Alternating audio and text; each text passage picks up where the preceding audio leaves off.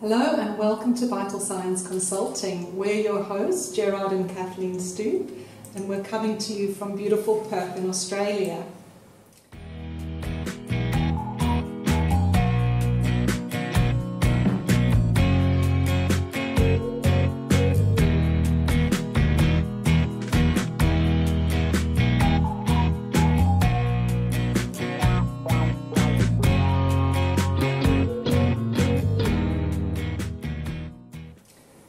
As we end one year and go into the next, it's a really good time to reflect on the year that was and also to start to reevaluate and think about our future goals. And we thought that what we'd do in this episode is share with you some of the lessons we've learned on our journey. When we started on our journey of business development and professional development years ago, I think I was expecting that it would be the big lessons that we would learn that would lead to success. But as it turns out, it was really a set of very small changes that we needed to make consistently that has led to the success that we've had. Gerhard, if you think back on our journey, what are the standout small changes that you think we needed to make to get where we are today? I think for me it was when we attended a seminar for J.T. Fox in Melbourne. And one of the coaches said that focus is more important than intelligence. And that was difficult to grasp the first time I heard it. And then I realized that we are educated, we do seminars, but we were not focused enough. And then something else stuck in my mind, what Jeff Klubeck said. Yes. He said that if you swim the Olympics, you swim in your lane and you keep laser focused. You don't look back, left or right to see what's coming. You just look in front and you swim. And I think then we realized that we have to do a few small things to get more laser focused. And the one thing that we've done is that J.T. Fox is doing is the 10 by 10 rule. So that's basically to do 10 things before 10 in the morning. So what type of things? You need to know what 10 things to do. So first what we've done is that before we go to bed at night, we make a list of 10 things that we need to do. The first morning we didn't do it, we got up and we actually didn't know what to do. And we wasted a lot of time. So by doing your list of 10 things before you go to bed, it really helps you a lot. Getting up in the morning, I switch the kettle on, Kathleen switch the computer on, and we start. So the 10 things can be transactional or transformational.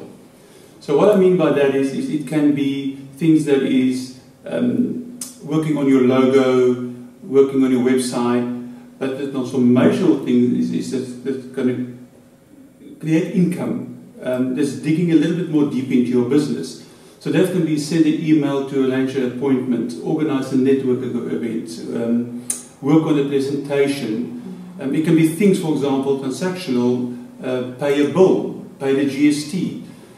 If you have those lists and you start doing it and you see the results, by 10 o'clock you actually feel that you've achieved something.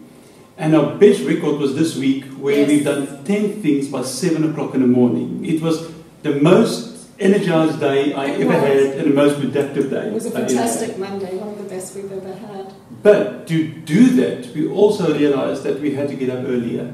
And that was the one small change that we had to do because we didn't get to 10 things. So we had to get up an hour and a half earlier, which is really difficult in winter, but very good in summer.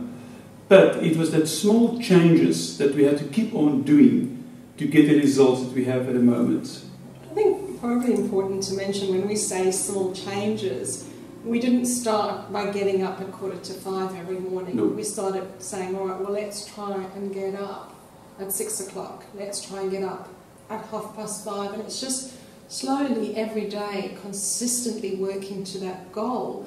Because sometimes we try and make very dramatic changes and we almost jeopardize our chance of success. And then when we've set ourselves this task that's really difficult to do and we don't succeed, the tendency is to want to give up. Where if you just make these gradual steps towards your goals, it's much easier to do and it's really rewarding when you get there. What do you feel was one of the changes we made that made a difference in our business? It was also something that it was actually JT that said this to us, where he said, your health is your wealth. It's no good being successful if you can't enjoy good health and enjoy your success. And one of the things they told us when we started coaching is that you're going to have to be really honest with yourself, because we're actually quite good at lying to ourselves. And I think the area that we have told ourselves the most lies in as a couple is in the area of fitness. We would probably be much better off financially if we hadn't spent the amount of money we have on gym contracts. And it always starts off with the best intentions. We're going to go 3 days a week, we're going to go this time, that time. We're really good for 2 months, maybe, at a push, and then it all just falls by the wayside. So we were realising with getting up early in the mornings that we actually were going to have more time available, because our days were a bit more organised, and we thought, right, time to get fit. We've been telling ourselves the lie that we move around enough at work for long enough, but we didn't want to go to the gym. We just knew this was not going to work. And a friend of ours invited us to do Part1. Now, neither of us are runners, but we thought it sounded like fun, we'd give it a go. And it was really been an interesting journey, because it started off more hate than love, and then developed into sort of this love-hate relationship. And a couple of years down the track, it sort of actually becomes quite enjoyable. And it's taught us a lot of lessons as well. We started off needing to walk the 5 kilometres, then we were able to run, walk, and eventually build up, in your case, to where you can run it quite comfortably.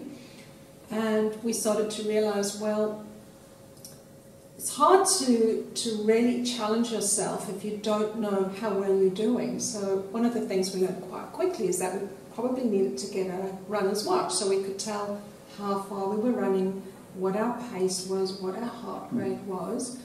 And we sort of realised, well, that's quite similar in business. You know, we need to know our numbers to know where we're going. Running is kind of similar.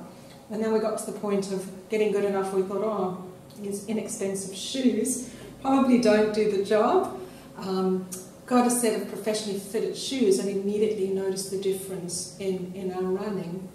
And then I think we started to realise as well that we use that time quite differently. So I think for you it's more just having time out, having another space that you can go into and just relax. For me, I get bored, so I use it as time to listen to podcasts, and it's just time away to re-energise and refocus as well. But in this process as well of change, we had a lifestyle change. We started looking at what we eat. And normally on a Friday night we will have a bottle of wine, and in running on a Saturday morning didn't work well. So we don't drink a lot of alcohol anymore. We look at what we eat, we've lost weight, we feel good, we feel fit. And that was organic changes, it wasn't planned. So making small changes in your lifestyle is having a huge effect on you as a business owner, but also on your business, because you are your business. So big changes is not always the answer. Small changes, I think, is the future for growing your business. Absolutely, and I think the important thing is consistency. So in the beginning we certainly had times where we thought, I don't know if any of this is really working, I don't know if we're really getting any closer to running those 5 kilometres, but just that consistency and making the commitment to every day just be a little bit better than you were yesterday goes a long way to the road of success. If you would like us to keep you accountable for a small change in your life, go to our Facebook page, Vital Science Consulting, send us a message, or go to our webpage, vitalscienceconsulting.com.au, and leave us a message. Thank you.